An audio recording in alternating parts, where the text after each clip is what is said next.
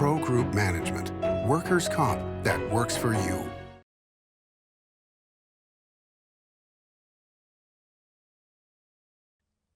Welcome to Nevada Newsmakers. On the broadcast today, Jessica Hill joins us. She's the political reporter for the Las Vegas Review-Journal, here for the whole show on an all-new Nevada Newsmakers.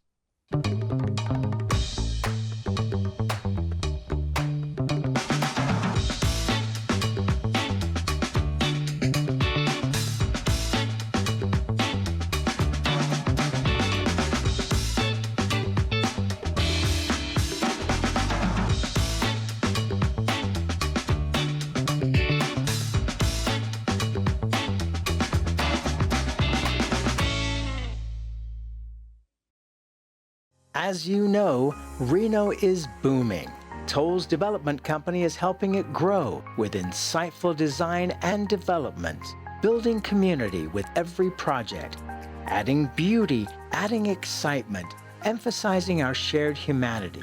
Reno is becoming bigger. Toll's development is helping it become better, more livable, more enjoyable. To learn more, go to tollsdevelopment.com. tollsdevelopment.com. Story County is leading Nevada. Home of the Tahoe Reno Industrial Center, Google, Tesla, Panasonic, and other world-leading companies. Story County provides thousands of tech, advanced manufacturing, and logistics careers for Nevadans. We're diversifying and driving Nevada's economy and generating millions in tax revenue and billions in economic activity across northern Nevada. Story County is leading Nevada's future. Southwest Specialties has been making the homes and businesses of Nevada beautiful for more than 20 years. Their experienced designers and craftsmen create the walkways, backyards, water features, and a variety of outdoor cooking areas that add curb appeal and value to your investment. Call today or visit them at their website and see how they can make your outdoor spaces special. Southwest Specialties, creative, distinctive, beautiful.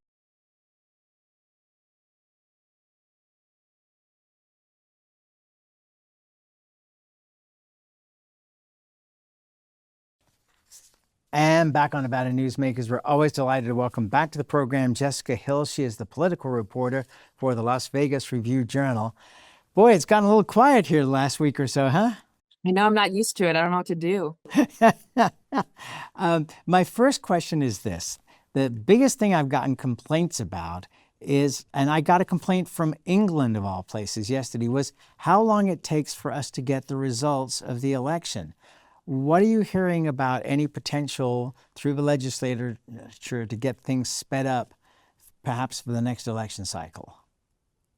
Yeah, I think we're seeing some agreement. I know Secretary of State Aguilar had mentioned also feeling frustrated by like the laws that really, require it to take a long time. I know Governor Lombardo has also expressed that too. So I think like you'd see some bipartisan efforts around it, whether that's just, making sure like just changing the law to make it where mail ballots can't be accepted after a certain time on election day, maybe like just one day after, just shortening that time frame. We'll see if that happens in the session. That's something that is discussed. Yeah, it's just something that is super frustrating. Now, I don't know if you can talk about this or not because this show is going to air a while after we tape this, but you just got to speak with Nevada's senior senator. Is there anything you can share from that conversation with our audience? Yeah, I'm just working on a story for, I think it'll run this Sunday, about what the priorities are for both of the senators now that they're in the minority, something that both of them had started their careers off, under the Trump administration. So they're kind of used to being in the minority in the Senate. But just talking with them about their priorities, how they're kind of adapting underneath the Trump administration, what their goals are. I'm also talking with all of the congressional delegation, talking with Congressman Amodei, and a little bit actually about his goals now being in the majority. He was also in the majority in the last time too, but just, under the Trump administration, what he's planning on doing, that kind of thing. It would seem that because both senators put out press releases in the last 24 hours as we're taping this, promoting the lands bills for both Washoe County and Clark County. Congressman Amodei had said on the program here a couple of weeks ago that it really needed to get done in this lame duck session if it was going to get done. Is that what you're hearing too? Yeah, that's what I'm hearing right now too. It's still up in the air. We'll see what happens. But I mean, it's such a big deal for Nevada because, Sparks is out of land in northern Nevada. Clark County, the costs of housing, et cetera, are so high. And a lands bill will really help to alleviate that. They turned down the last one because it wasn't enough acreage. But are our senators optimistic that they can get this done in the lame duck? It sounds like it, just from what I've heard from Senator Rosen and Senator Cortez Masto. It seems like that they're pretty confident this could happen. I know Governor Lombardo has also expressed, wanting to open up some of these lands. So It could happen. All right. There are still, despite the election, plenty of election deniers or concerned citizens about the veracity of the election process. But if that were true that there was a problem, how did Donald Trump win Nevada while Jackie Rosen also won? Can you have it both ways? right, that's a good point. Just from what I've been talking about with some political scientists, they say that it's not unexpected that both Donald Trump and Senator Rosen won. A lot of people are denying any sort of fraud in Sam Brown's race. Chuck Muth, for instance, has said, Sam Brown was a bad candidate under his eyes. Senator Rosen really did a different kind of job and painted herself as a bipartisan candidate. He basically denied any sort of claims that there is election fraud in Sam Brown's race and not, Donald Trump's race. The political scientists that I've talked to said that this is pretty emblematic of how Nevada is. We split ticket vote quite a bit. We look at not just the party of the candidate, but also the personality of the candidate. And also, there's a kind of trend of ballot runoff where people vote at the top of the ticket for the president, but not so much down ballot. So this could kind of illustrate how Republicans did a really good job campaigning for Donald Trump and maybe did not do as good of a job compared to the Democrats for campaigning down ballot with Senator Rosen, for instance. I was glad to see that there was such a significant win, especially in the presidential race, to where not only did Donald Trump win, but by a big enough margin in both the Electoral College and in the popular vote to stop this, constant bickering over, election denialism. Is that the feeling that you're getting from people, is that they're more comfortable with the election results this time around? Yeah, that's an interesting question. I think they definitely are on the Republican side. They're more confident just because it happened, but they've still from the beginning were, having issues with the certain methods that Nevada allows for voting. But their whole campaign strategy was like, we have to, even though we don't like these methods, we have to use them in order to get what we want, in order to change change those methods basically later with like changing of the laws. So I definitely think, yeah, we're not hearing many claims of election fraud, except for some of those election deniers about Sam Brown's race. And I think just the general sentiment from some folks is that they don't like those laws that Nevada allows for. Yeah, and the irony is that Sam Brown is not complaining. He conceded the Exactly, he race. conceded his race. And I'm glad that he did. I mean, I thought that was a good thing. I think it's always a good thing when somebody concedes. Okay, so let me ask you this, because it was fascinating to listen, for example, to Joe Rogan in the closing weeks of the election cycle, to hear his 3-hour interview with Donald Trump.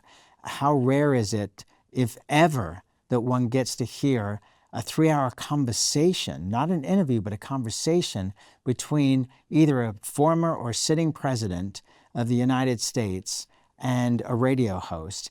And then he also did J.D. Vance and then Elon Musk. I mean, people really got, over an 8 or 9 hour period, a real chance to hear these candidates. And I think that there's a general admission that Vice President Harris missed out by not being able to do that. Yeah. I know that she was allowed to, like, she offered an hour of her time, and I guess it just didn't work out. Joe Rogan didn't want that. I'm not quite sure what the scenario was, but she did offer an hour. And I also understand that she is the vice president, maybe doesn't have 3 hours to offer. But I think the general kind of campaign strategy that we saw from both sides was to go on to these podcasts. I know that she went on to like Call Her Daddy and like all these different podcasts that they were kind of utilizing. I think that this is like a new wave of campaigning where they're going to where all these voters are, maybe some people that weren't so politically active who do listen to Joe Rogan, that's where Donald Trump and JD Vance went to actually really get these voters. I think that's just kind of something that we'll be seeing differently in how people are campaigning. Maybe not so much like those traditional TV interviews, but rather going towards some of these more out of the box campaign strategies with those podcasts. Yeah, I did listen to Vice President Harris on Charlemagne the God's podcast, and it was pretty interesting. A different take on the podcast, but still the same style, where you have more time to have that conversation. And I think that that's going to continue to grow as people go after younger voters. I know there's a lot of conversation about Joe Rogan and the bro voters, but I think that there's a lot of people listening to podcasts from all political sides. They may not, with the exception of Rogan and a few others, may not have that size audience, but the people who are going to listen to those kind of programs are going to be voters. Why would you listen if you weren't somebody who was interested in voting? So I'm waiting for the Jessica Hill podcast, because the RJ does a lot of podcasts. I'm waiting for your one to come up next. That'd be fun. Despite a tough race, Speaker Yeager was reelected, as was Majority Leader Canizero, but the governor still maintained his veto power. What's the thinking of issues coming to a legislature? And are you going to be coming to Carson City next year?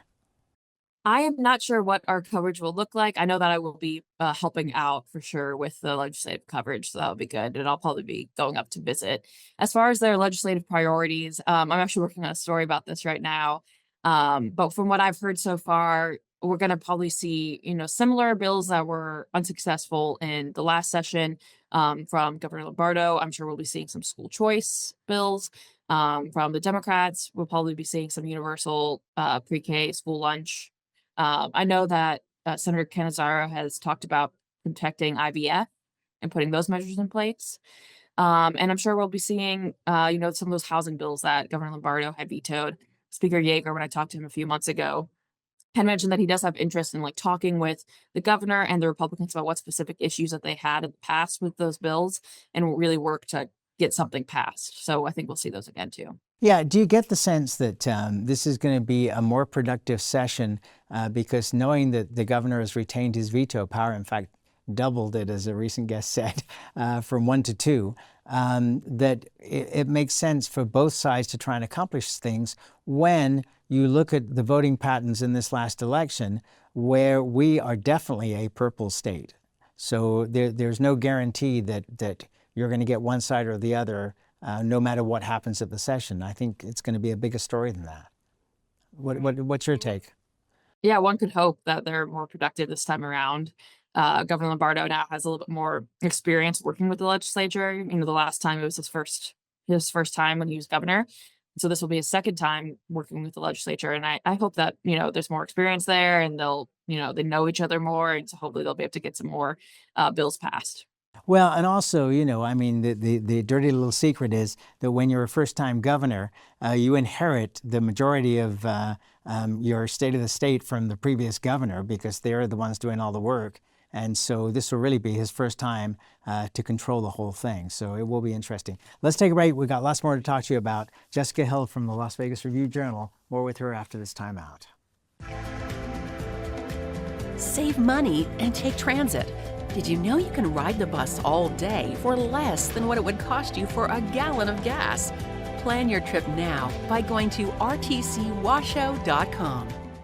Like a traditional handmade basket, retail is woven into the fabric of life in Nevada. From big box to mom and pop, retail supports our communities in countless ways. Jobs for the disabled, team uniforms for kids, help for the elderly, and so much more. Retail employs over 1 in 10 workers. Retail supports Nevada, and we support retail.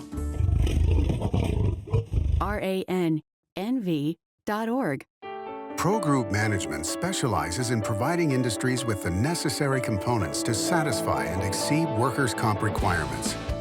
Every business has unique needs and specific regulations. Pro Group Management stays ahead of the curve, providing up-to-date services to keep your industry in top form. Discover how we simplify your tasks, improve efficiency, and reduce expense to keep you moving in a positive direction. Pro Group Management. Workers' comp that works for you. Early in the morning or throughout the night. professional truck drivers are on the job, serving you, safely moving freight that's crucial to our economy. From the oldest industries to our newest innovators, from the exotic to the everyday, trucks are everywhere, moving everything. Never afraid to embrace a future that makes Nevada and our nation stronger. Trucking moves America forward. What do you count on? You count on your power every day. At NV Energy, we've always powered what's important to you, but we're not looking at the past. We're focused on the future. While our standards are high, our rates will remain low. And our commitment to renewables isn't just meeting standards, but leading the way. Because you can count on more than just your power. You can count on the company who brings it to you. That's our promise. You can count on it. And back on Nevada Newsmakers, we continue our conversation with Jessica Hill. She is the political reporter for the Las Vegas Review-Journal. What was the biggest surprise for you from this election? Ooh, that's a good question. I think one of the biggest surprises I saw was how the change of strategy for the Republicans really did work out. From the beginning, they were saying, we might not like it, but vote by mail, vote early, do whatever you can, vote any method that Nevada allows in order to vote. And now, Republicans for the first time were leading the early voting turnout. And I think that actually forebode, the election results with what happened with Donald Trump winning. So that was a big surprise, just the voting turnout with the Republicans. Also, the nonpartisan turnout I thought was interesting. We really did see a large percentage turnout compared to previous years, especially compared to the 2022 midterms, where nonpartisans came out to vote. I talked with the COIN president and founder, the Coalition of Independent Nevadans, who was talking about how this really does show that nonpartisans are going to have a bigger voice in future elections. Yeah, it does. It's a really big warning signal that it's not just the Department of Motor Vehicles registration that is making people nonpartisans and independents, but they really are nonpartisans and independents, and everybody's got to play to both sides. It was interesting too and I know how disparate the Hispanic vote is in terms of population bases, but they were voting on the same issues everybody else was, which is the economy. Did that strike you? Yeah, definitely. I think this was definitely just an election where the economy was the number one issue. And the Biden administration, Biden and Harris, were seen as the factor of, why it was so bad. They kind of took all the blame, whereas I think Senator Rosen in those down ballot races, like, all the Democratic congressional candidates, they won their races. And I think that was partially just because voters saw in the minds that Biden and Harris were more at fault rather than those down ballot candidates. Do you think that the culinary feels that they took a hit by the fact that Donald Trump won so strongly in Nevada? Because they were happy about, obviously, about race. Yeah, I'm not sure how the culinary feels. When I was talking with Ted Papageorge, the Secretary Treasurer, a little bit about the election, he had mentioned, yes, it is disappointing that Harris lost, but that they saw a lot of success in Nevada overall in their down ballot races. They got Rosen, and they got all three of the Democratic congressional candidates, and they saw success with the legislature as well. So they were talking a little bit about how this was their biggest ground game effort, and they saw success in this down ballot, but they were disappointed in losing with Harris. I thought it was very interesting in terms of money to see Greg Kidd run as an independent against Mark Amadei and spend significantly more money. I mean, around $10 to $11 million versus a lot less for Mark Amadei. But running as an independent, I spoke to a lot of Democrats who said, because I'm sure you get hit up the same way I do. People are asking for our thoughts on these races. And they said, well, we're not seeing a Democrat in CD2. What do you think of Amadei? Do you like him? And the fact that he ran as an independent, I think, really hurt him. He may have done much better if he'd have run as a Democrat. Does that say something to you? I don't know. I mean, I think Congressman Amadei is pretty safe in that seat. I don't think a Democrat would have much success either. And I was surprised, actually, that he did so well. I forget how Mercedes Kraus did in 2022. But I don't think that she did super well either. So I think anybody who runs in that seat against him has a challenge, and a very big uphill battle. I think I'd be surprised if anyone were to succeed in ousting him. Yeah, it's just funny to see the large amount of money that was spent. And there was a previous candidate who ran against Amade as a Democrat, spent $3,000 and got essentially the same amount of votes. Yeah. I was surprised that Senator Rosen chimed into the race and endorsed Greg Kidd. I kind of thought that people would probably leave that race alone. It was just like so in the bag for him, but that was surprising to see. Yes, to say the least. Let's take another break. We're with Jessica Hill from the Las Vegas Review-Journal after this timeout. The Nevada Builders Alliance has been protecting the interests of the construction industry for over 50 years.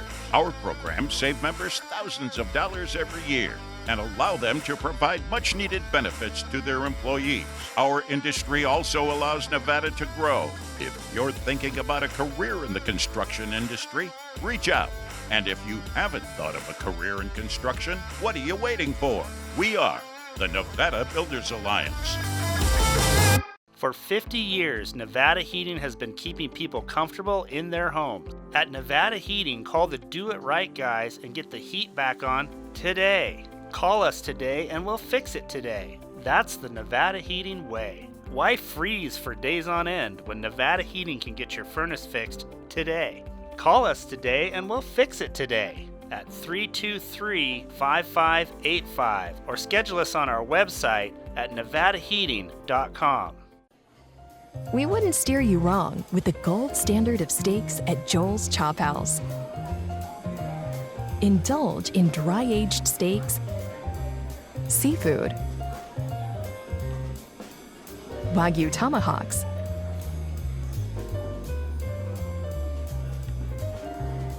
located on the second floor, and great views of the Strip. Welcome to the Winnemucca Big R. Hi, I'm John Walker. Welcome to Big R Lovelock. Hi, I'm Rich Martin. Welcome to Fallon Big R. My name is Braden. Welcome to Big R Fernley. Hi, I'm Kelly. Welcome to Big R Sparks.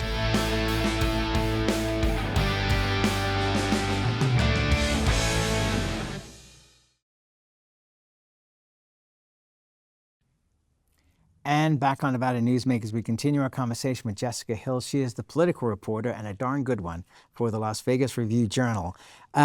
In Senator Rosen's victory speech, one of the things that she talked about continuing to fight was grocery stores gouging prices. Do you get that sense that the public really feels that their grocery stores are gouging them?